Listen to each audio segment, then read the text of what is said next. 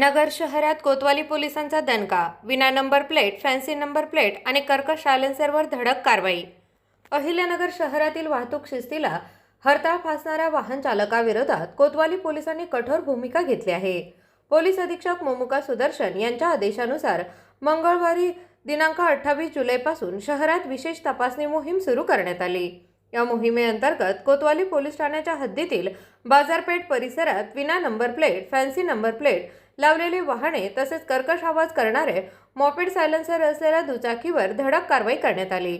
कोतवाली police ठाण्याचे police निरीक्षक नितीन देशमुख यांच्या मार्गदर्शनाखाली अधिकारी व कर्मचाऱ्यांनी सकाळी 10 वाजल्यापासून तपासणी मोहीम राबविली। दुपारी सुमारे 40 ते 50 नियमभंग करणाऱ्या वाहन चालकांवर दंडात्मक कारवाई करण्यात आल्याची माहिती निरीक्षक देशमुख यांनी दिली।